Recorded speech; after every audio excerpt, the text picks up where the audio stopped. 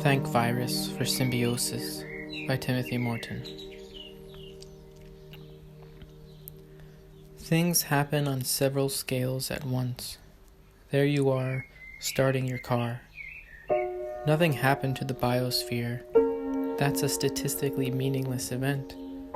But billions of cars starting billions of times are part of why global warming is happening. There you are, sheltering in place to stop the spread of COVID-19, the hyper-object of our age, the hyper-object within a hyper-object, the global warming one. Is it global warming prep? Is it a disastrous distraction? You're terrified, if you're like me. I have bad asthma and sleep apnea, so if I get this, I may well be dead. But if you're like me, you're also weirdly glad. Greta Thunberg can finally take a break and go back to school, which has been canceled. This virus has decimated pollution and carbon emissions. Non-human beings are returning. The streets of Boulder, Colorado are stalked by mountain lions, usually too shy and sensible to come within range of humans with guns. Neoliberal capitalism is imploding, as if it were that computer in that episode of Star Trek to which Captain Kirk speaks a viral sentence that causes it to go into an infinite loop and destroy itself. When a CEO or a president tells you that the solution may be worse than the problem, what they are telling you, nakedly, is that you should die to save the automated system. The adaptive AI called capitalism that machine learns better and better how to extract value from life forms. But when I say that the solutions can be super violent and oppressive, I don't mean that at all. It's more like how I talk about my depression, which is also an autoimmune response gone mad. Like how white blood vessels kill their host in the name of keeping out foreigners. Life is not a fascist bundle where everything is integrated into the one true community where you get your identity from that something bigger to which you belong. Life is a loose collective of uneasy alliances. Life is ambiguous.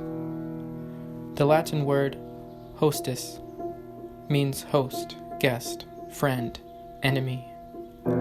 Hospitality means you might open your door to a killer.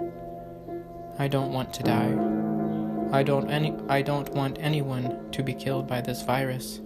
But I have only just figured out, long story, what alive meant as opposed to survival. And I can't unfigure that out, even as I obey the lockdown rules. Shock doctrines aside, the global economic system is survival mode. That's why they forced Darwin to include survival of the fittest in his book. And right now that mode is destroying the host organisms, without which the automated system will have no value. It's a Mobius strip. It's a strange loop. People, planetary awareness just arrived. We just found out the hard way how humankind means solidarity with non-human people. I hate it, and I love it. Unlike the patriarchal god, Gaia is very ambiguous, and her emissary is way more ambiguity than I can tolerate. I'm having wild mood swings. Thank virus. Viruses are a logical consequence of life as such. They say something true about it. Flowers came later than plants, but they are logically prior to stems. Flowers say something true about genetic mutation, that it's random. Sexual display says something true about sexuality, that it doesn't depend on healthiness or heterosexual reproduction. Can you see gay people in the mirror or otherwise? Good. I rest my case. It's the same with art. Art is not PR for meaningless blobs. Beauty is the reason why things can exist. Beauty is the ring of truth. Beauty is truth feel. Beauty is also a tiny little bit of death.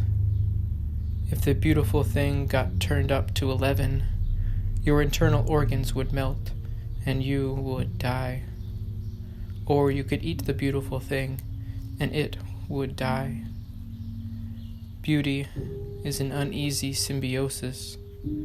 Beauty is the possibility of death. Beauty is fragile. Beauty is fragility. Beauty is a virus.